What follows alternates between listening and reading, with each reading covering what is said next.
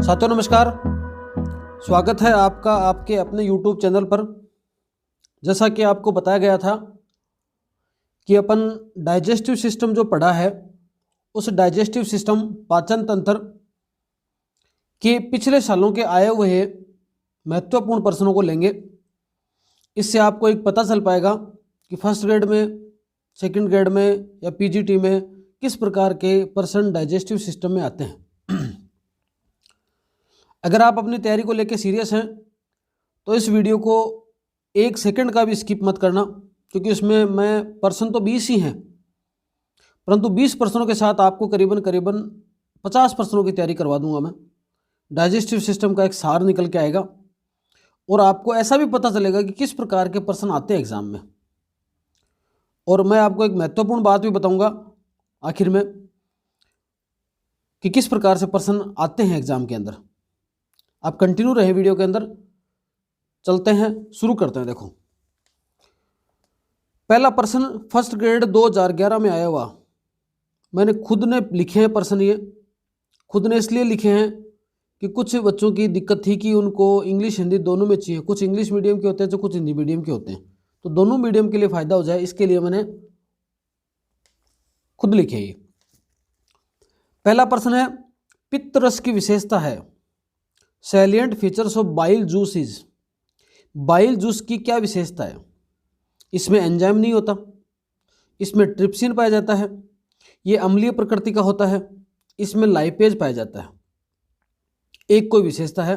देखो, ट्रिप्सिन पाया जाता है, ये तो विशेषता नहीं है। अम्लीय प्रकृति का होता है, ये विशेषता नहीं है। लाइपेज पाया जाता है, ये भी विशेषता नहीं है। इसलिए विशेषता क्या होगी? इसमें एंजाइम नहीं होता। अपन ने देखा था कि अपने को भोजन पचाने के लिए कई प्रकार के रसों की आवश्यकता होती है। इसमें से जो बाइल रस होता है, बाइल जूस होता है, उस बाइल जूस के अंदर एंजाइम नहीं होता। तो इसका जो आंसर आ जाएगा वो क्या आ जाएगा? आंसर आ जाएगा इसमें एंजाइम नहीं होता। ठीक है। अब ट्रिप्सिन पाया जाता है, तो ऐसा क्या चीज़ था जिसमें ट्रिप्सिन पाया जाता है? तो जो अग्नाशय रस आता था उसमें ट्रिप्सिन होता था, आपको याद है। तो ये अम्लीय प्रकृति का होता है। तो अम्लीय प्रकृति का कौन सा होता है? जठर रस होता है, क्योंकि उसके अंदर क्या है? HCl है, जिसकी pH बहुत ज़्यादा एसिडिक है। और लाइपेज पाया जाता है। लाइपेज आपको दो जगह मिलेंगे, एक आपको छोटी आंत के ड्यूडेनम भाग में और एक आपको अमाशय में भी। अमाशय वाले लाइपेज जो होता है वो केवल मतलब मक्खन वगैरह को, उसमें जो स्थित वसा है उसी को केवल पचा सकता है। बाकी जो छोटी आंत वाला लाइपेज है वो स्ट्रॉन्ग है। ऐसे करके अपने चारों ऑप्शन से भी कुछ प्रश्न निकाल के देख रहे हैं। ये सरल सा प्रश्न आया 2011 फर्स्ट ग्रेड के अंदर। 2011 फर्स्ट ग्रेड के अंदर ही एक प्रश्न और आया हुआ है। ऑक्जेंटिक कोशिकाएं स्रावित करती हैं। ऑक्जेंटिक सेल सीक्रेट इलियम में आंतररस का, ग्रहणी में पित्तरस का, अमाशय में HCl का, अग्नाशय में इंसुलिन का। आप सोचो आंसर क्या होगा? आंसर आ जाएगा, ऑक्जेंटिक सेल क्या सीक्रेट करती हैं? HCl सीक्रेट करती हैं। किसमें? अमाशय में। अपने ट्रिक पढ़ी थी HOP। HCl सीक्रेट करने वाले सेल कौन सी? ऑक्जेंटिक, या उनका नाम क्या था? Parietal cell. पैराइटल सेल बोल दो चाहे ऑक्जेंटिक सेल बोल दो, क्या सीक्रेट करती हैं? HCl सीक्रेट करती हैं। इलियम में आंतरस नहीं सीक्रेट करती। बाइल जूस इन ड्यूडेनम, तो ड्यूडेनम के अंदर बाइल जूस कहाँ से आता है? पित्ताशय से आता है। और अग्नाशय में इंसुलिन का सीक्रेशन कौन करता है? बीटा सेल या अल्फा? बीटा सेल करेंगे। ठीक है। ये वाली प्रक्रिया यहाँ पर जो होती है, इसका उत्तर हो जाएगा अमाशय में HCl का। ये दोनों प्रश्न आए हुए हैं आपके 2011 फर्स्ट ग्रेड के अंदर। आगे देखो, 2013 फर्स्ट ग्रेड, 11, 13, 15, 18 4 फर्स्ट ग्रेड के पेपर हैं आपके। मानव के स्वस्थ आमाशय व आंत के भीतर pH क्रम से होती है। आपको आमाशय और आंत के भीतर की pH बतानी है। देखो, अपन ने पहले ही देख लिया था कि आमाशय के अंदर HCl सीक्रेट होता है और HCl अम्लीय प्रकृति का है, उसकी pH करीबन 1.8 है। आंत के भीतर क्षारीय प्रकृति आती है, अग्नाशय रस आता है, खुद आंतरीय रस आता है, उसकी प्रकृति होती है करीबन करीबन 7 से ऊपर, 7.8 के आसपास। तो अमाशय की पीएच कौन सी हो गई? अम्लीय। आंत की पीएच हो गई क्या? क्षारीय। तो इसका उत्तर आ जाएगा अम्लीय तथा क्षारीय, 1.8 और 7.8। तो पहला उत्तर आ जाएगा इसका अम्लीय तथा क्षारीय। क्षारीय अम्लीय हो नहीं सकता, दोनों में अम्लीय होने का मतलब ही नहीं है और दोनों में क्षारीय होने का मतलब भी नहीं है। ये प्रश्न 2013 फर्स्ट ग्रेड का आया हुआ है। 2013 का एक प्रश्न और देखो, लैंगरहैंस द्वीप की कौन सी कोशिकाएं गेस्ट्रिन हार्मोन का स्रावन करती हैं? आपको याद हो तो जो पैनक्रियाज है उसका 1% भाग होता है आइसलेट्स ऑफ लैंगरहैंस। उस आइसलेट्स ऑफ लैंगरहैंस में 3 प्रकार की मुख्य कोशिकाएं पाई जाती हैं। याद आ रहा है कुछ? एक अल्फा थी, एक बीटा थी, एक गामा या डेल्टा। अल्फा के द्वारा ग्लूकागोन, बीटा के द्वारा इंसुलिन और गामा या डेल्टा के द्वारा क्या? सोमेटोस्टेटिन, गेस्ट्रिन और सेरोटोनिन। ठीक है, तो यहां पर क्या पूछ रहा अगला? गेस्ट्रिन हार्मोन। तो क्या आ जाएगा? गामा या डेल्टा। इसका आंसर आ जाएगा कौन सा? ये वाला। अल्फा सेल क्या सीक्रेट करती है? ग्लूकागोन। बीटा क्या सीक्रेट करती है? इंसुलिन। गोबलेट सेल क्या सीक्रेट करती है? कलश कोशिकाएं क्या सीक्रेट करती हैं? श्लेष्मा म्यूकस। लेकिन ये गोबलेट सेल है कहां पर? कमेंट में बताना, बताया हुआ आपको। 5वां प्रश्न देखो, ये भी 2015 की भर्ती का है। ये 2 प्रश्न 2013 के हो गए। अब है 2015 की भर्ती का। वयस्क मानव का दंतसूत्र है, एडल्ट ह्यूमन का डेंटल फॉर्मूला क्या है? बहुत बार बताया हुआ है आपको और याद ही होगा अब तो। ये क्या है? 21-23/21-23। आपको 3 प्रकार के डेंटल फॉर्मूले याद रखने हैं। ये तो एडल्ट का है। बच्चे का, जिनमें अभी दूध के दांत टूटे नहीं है, उसमें है क्या? 21/02/21/02। 2 3 2 5 10, 10 से 2 को गुणा करोगे 20 हो जाएंगे। और इसके अलावा आपसे पूछे कि दूध के दांत के अलावा ऐसे कौन से दांत हैं जो केवल एक बार आए, केवल एक बार आते हैं, ऐसे कौन से दांत हैं? तो उसके लिए आपको अगर याद रखना है फॉर्मूला, उसके लिए अगर आपको फॉर्मूला याद रखना है तो कौन सा याद रखना है आपको? देखो ये तो हो गए, ये हो गया 1 2 3 बचे ना, तो यहाँ पर आ जाएगा 2 1/2 1। तो 0 0 2 1/0 0 2 1।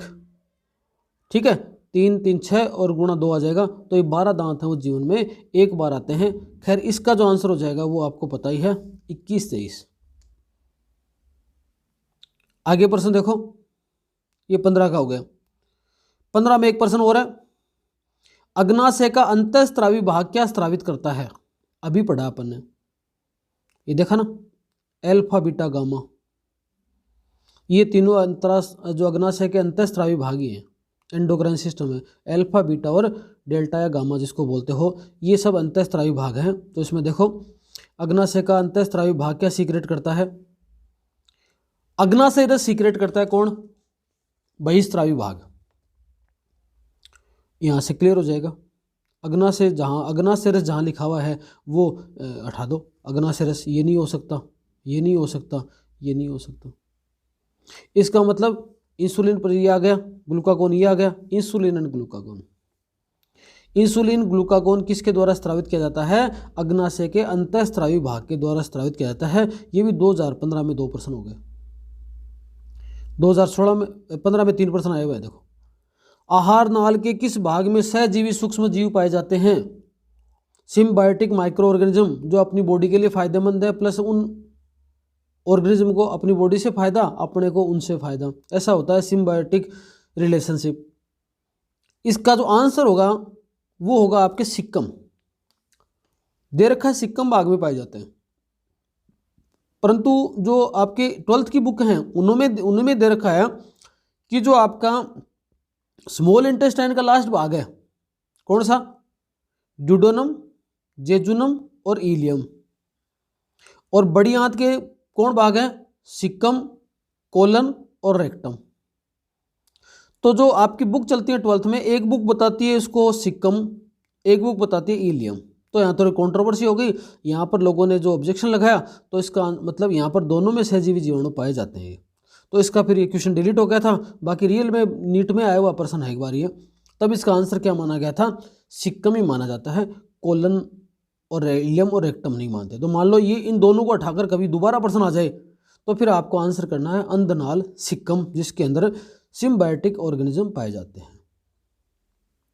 आगे देखो, जठर ग्रंथि की कौन सी कोशिकाएं HCl स्रावित करती हैं।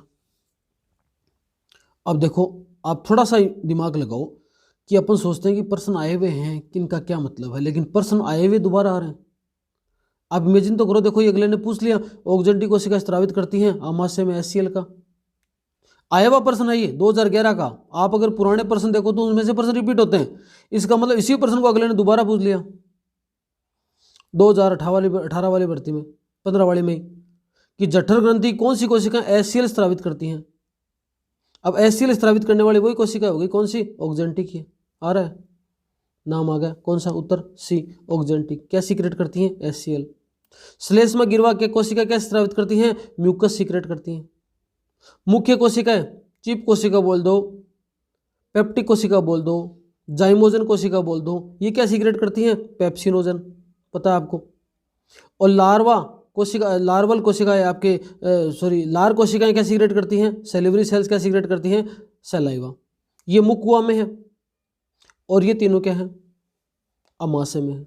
इसके द्वारा म्यूकस, चीफ जाइमोजन, पेप्टिक, इनके द्वारा क्या, पेप्सिनोजन, और ऑक्जेंटिक या पैराइटल कोशिकाओं के द्वारा क्या सीक्रेट किया जाएगा, HCl। ऐसा कैसा क्वेश्चन रिपीट हो गया। 2018 का प्रश्न देखो। अब देखो 2018 वाले दोनों प्रश्न 2011 से आ गए।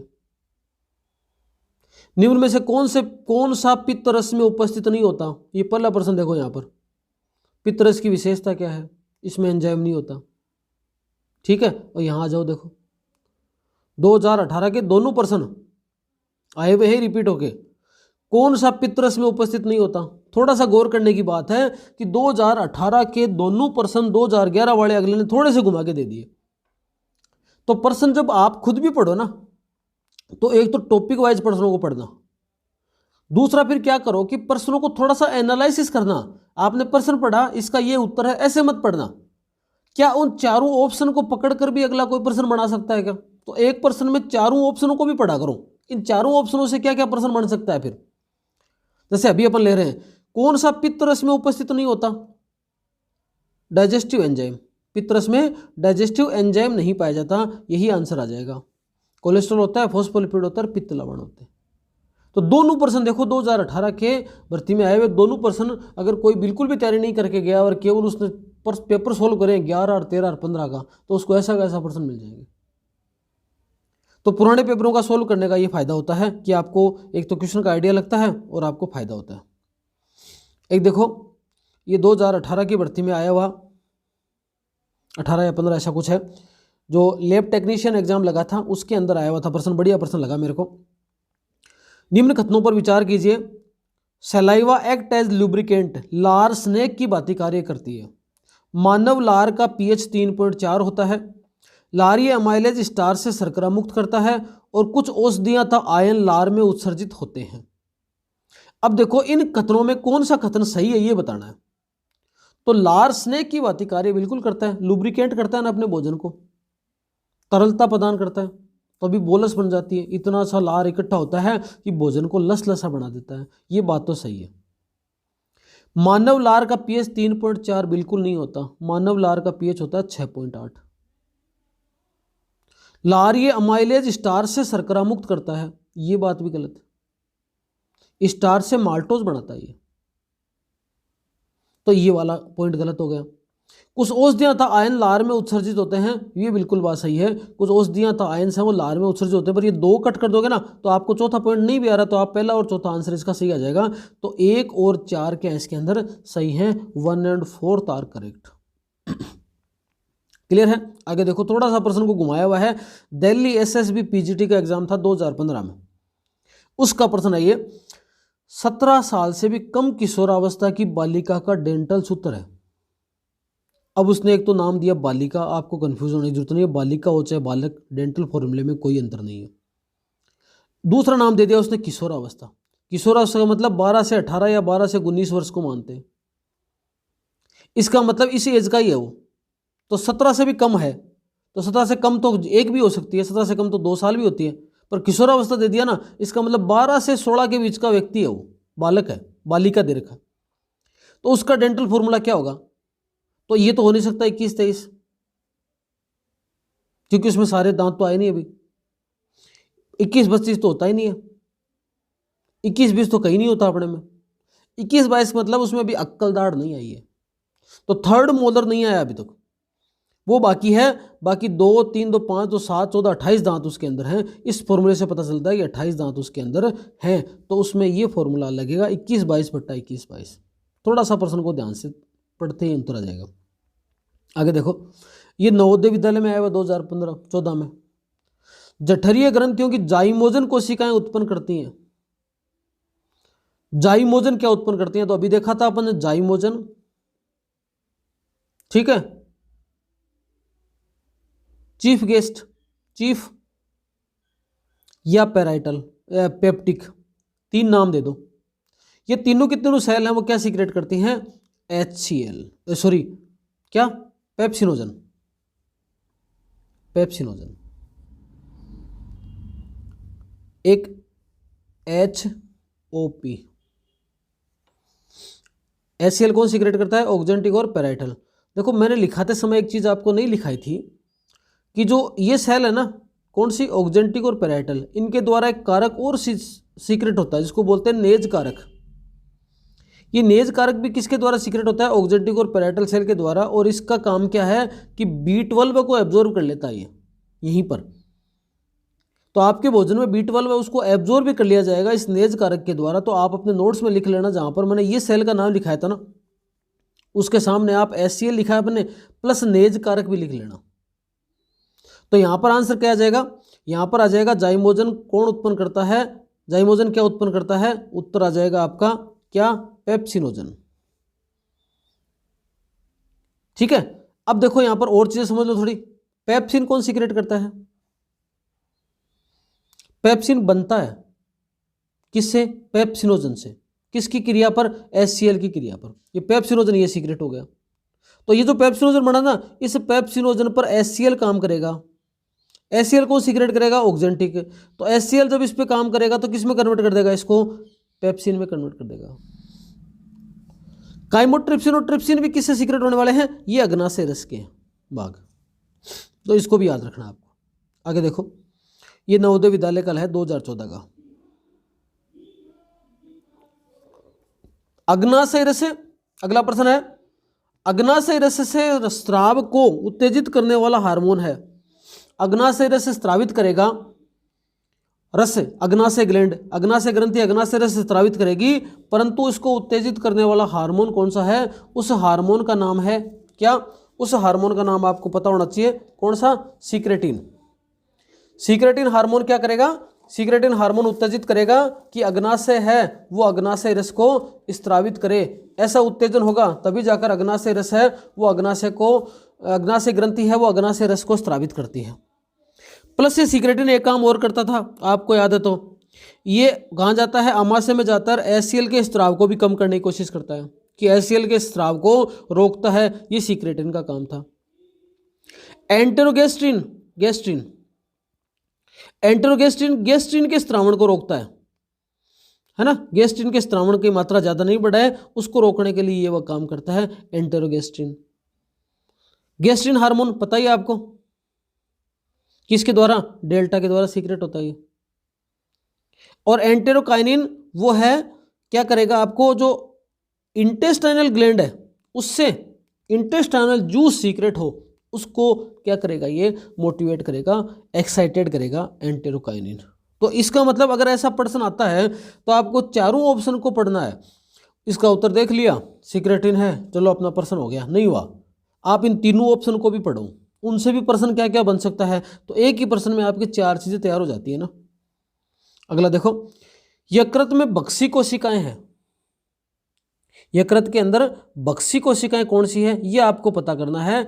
तो ये है कौन सी, कुफर सेल्स। कुफर सेल क्या करती हैं, भक्षण करती हैं किसका, मृत आरबीसी का।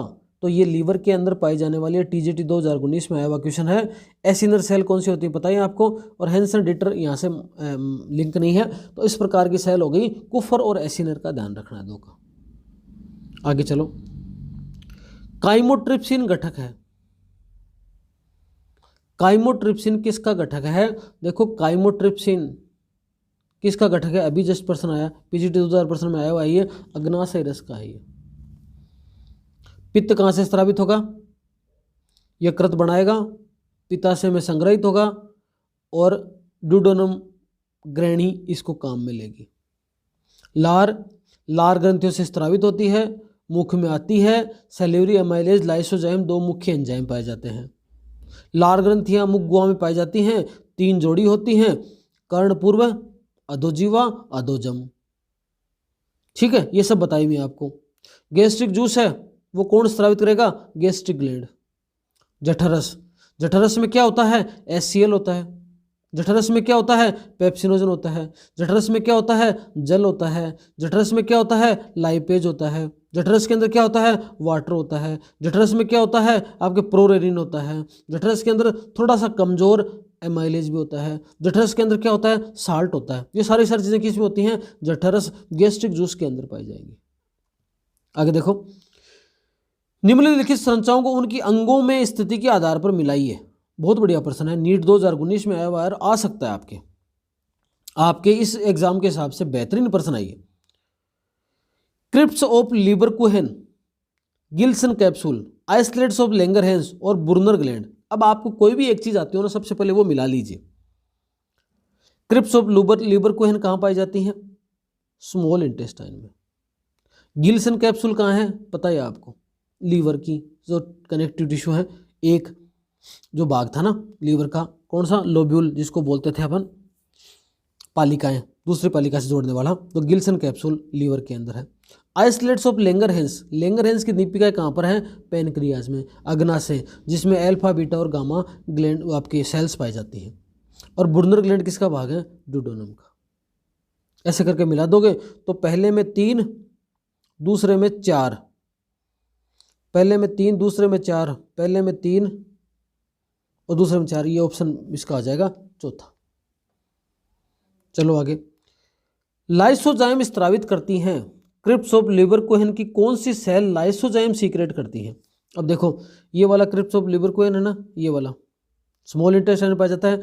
इसकी कुछ सेल्स होती हैं वो अलग अलग चीज़ें सीक्रेट करती हैं। तो इसमें लाइसोजाइम कौन सी सीक्रेट करती हैं, देखो जाइमोजन सेल है, ये तो है ही नहीं इसकी।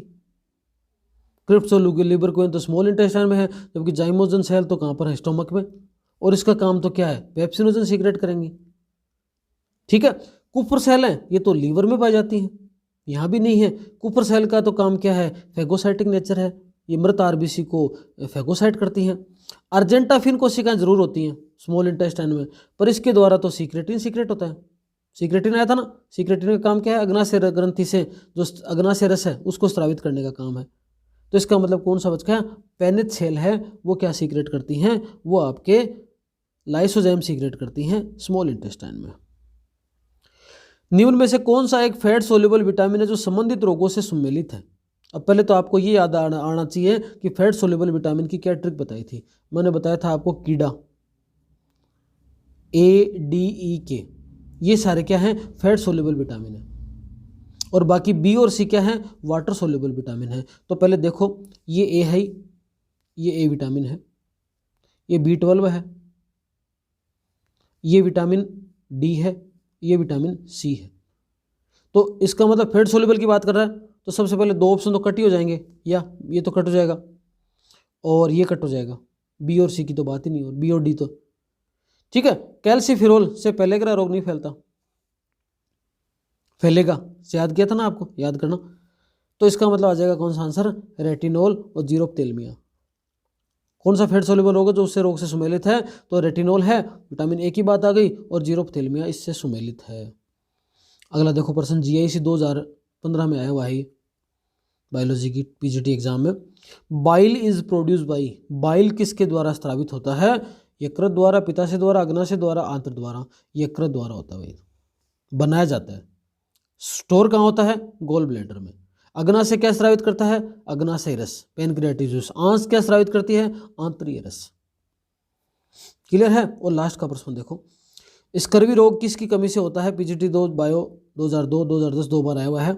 स्कर्वी रोग किसकी कमी से होता है? आपको पता है स्कर्वी रोग का मतलब विटामिन सी की कमी से। विटामिन वाले सारे रोग आपको याद होंगे, डी वाला आपको ध्यान में होगा। इससे बेरी है, इससे जीरोपथेलमी आ गया, इससे रिकेटस है, ठीक है। और विटामिन सी से स्कर्वी। ऐसे आपने नोट किया कि आप अगर किसी टॉपिक के बाद में पुराने प्रश्नों को देखते हो तो आपको एक तो पेपर को पढ़कर आपको ये लगता है कि मेरा टॉपिक क्लियर हुआ है, मेरे को कुछ याद आया है, मेरे याद है टॉपिक, वरना आपको कभी नहीं लगेगा कि मेरे टॉपिक याद है क्या। पढ़ लोगे समझ में आ जाएगा, पर आपको ऐसा फील नहीं होगा कि मेरे याद है क्या। दूसरी बात, आपका दिमाग प्रश्नों पर जाता है ना, तो आपके टॉपिक और ज़्यादा मजबूत होता है और आपको कॉन्फिडेंस आता है कि हाँ मेरे टॉपिक याद हो गया, अब तो मैं कर लूँगा बढ़िया। और फिर कई बार क्या होता है कि प्रश्न वैसा का वैसा वहाँ मिल जाता है, तो आपको उत्तर ढूंढने में भी आसानी होती है। एक आप थ्योरी पढ़ रहे हो, प्रश्नों की फॉर्म में नहीं है वो, और वो प्रश्नों की फॉर्म में पढ़ लिया ना, तो आपको वहाँ जब एग्जाम सेंटर में बैठे रहोगे ना, तो आपको एज इट इज मिल जाएगा। देखो ना 2018 में, आप थोड़ा सा, ये बहुत बड़ी बात है सोचने वाली कि 2018 के दोनों प्रश्न 2011 में आए हुए, तो ढंग से प्रश्नों को पढ़ के जाते हो। अब आपके पास में 4 पेपर हैं, 2013, 11, 15 और 18। इनको वैसे तो पढ़ना ही पढ़ना है। आपने पेपर सोल्व कर लिया, पेपर भी सोल्व कराऊंगा मैं, पेपर पूरे के पूरे सोल्व कराऊंगा। इसी तरह से आपके पूरे के पूरे 120 प्रश्न 4 वीडियो लाएंगे उनका, 4 पेपरों को सोल्व कराने के लिए। पर टॉपिक वाइज पढ़ेंगे ना, तो आपको ये पता चलेगा इस टॉपिक में इस प्रकार से प्रश्न आते हैं, अपनी तैयारी किस प्रकार की है। ठीक है, आज की वीडियो में इतना ही। धन्यवाद, शुभ रात्रि।